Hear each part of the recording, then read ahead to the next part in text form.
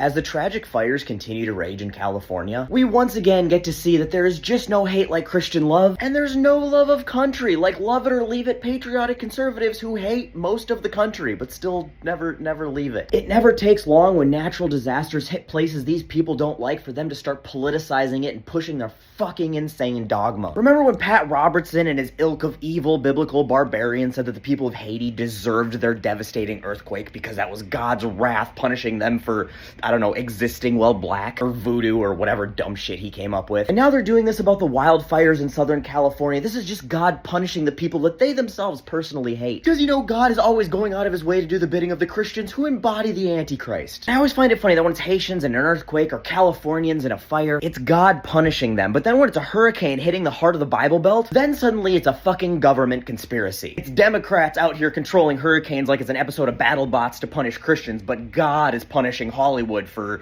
being Hollywood. And then there's just the assholes in general who long ago gave up trying to hide their hate behind the veil of Christianity, and they just associate California and LA with blue-haired liberals who they believe just deserve to be wiped off the face of the planet, apparently. Because despite claiming to love America, they openly hate the majority of Americans. And when I say the majority of Americans, I don't think you guys realize just how devastating these specific fires are. LA County alone, just the county, has a bigger population than all but 6 states, 7 if you include the rest of California. Nearly 10 million people live in LA County alone. That is nearly double the population of my entire state of Minnesota. And there's not 10 million fucking movie stars living in the Hollywood Hills or hanging out on Malibu Beach or whoever it is that you think you fucking hate so much out there. There is 1,000 times more just regular people like you and I, hardworking, poor, middle-class American people who are suffering, who are having their lives taken away from them by this tragedy. There's people trying to figure out how to save their families, how to rescue their pets, how to save 1 or 2 little keepsakes that are important to them because their entire lives are literally being burned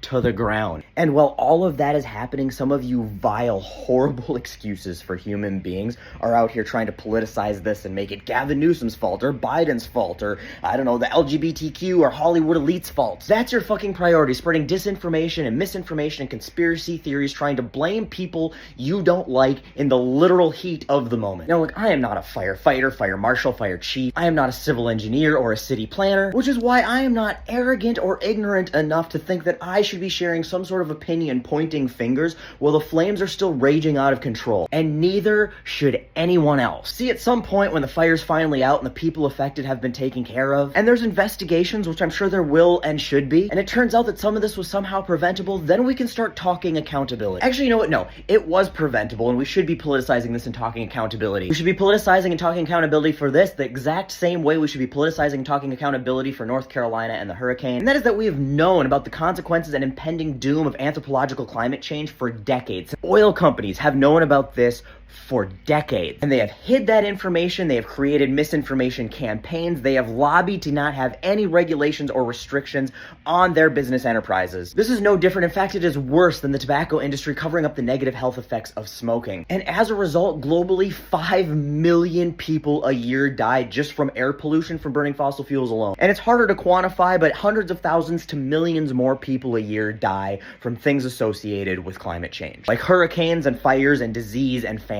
But nah, y'all who are cheering on the fires in California think climate change is a myth. God punishing Hollywood is totally real, but scientifically accepted climate change, fucking hoax. You fucking morons. But that aside, if after the flames have been extinguished and the people have been taken care of, and there's an investigation that shows that some sort of incompetence or malfeasance, some sort of corruption, anything of the sort could have prevented or made this not as bad, then great, we can talk accountability then. We can talk about changes that need to be made to try to save people in the future. But even in doing that, make sure that you remember that hindsight's always 20/20, and it's real easy to armchair quarterback a disaster after the fact. But right now, if your priority is just trying to blame a person on the opposing team and score political points, rather than worrying about the literal millions of people whose lives are being destroyed, you are an incredibly bad person. And this isn't just going to affect the people you think you hate. California is the fifth largest economy on the planet, and LA County is one of the biggest economic engines of California. This is going to negatively affect people's livelihoods all over the country and the world. This is going to make things more expensive for already struggling families. You think housing's expensive now? What the fuck do you think is gonna happen when a county whose population is more than most of the states in the country suddenly has no more houses because they all burned down and those people need shelter? This is going to hurt a lot of people in a lot of different ways, and probably even each and every one of you who are out there cheering it on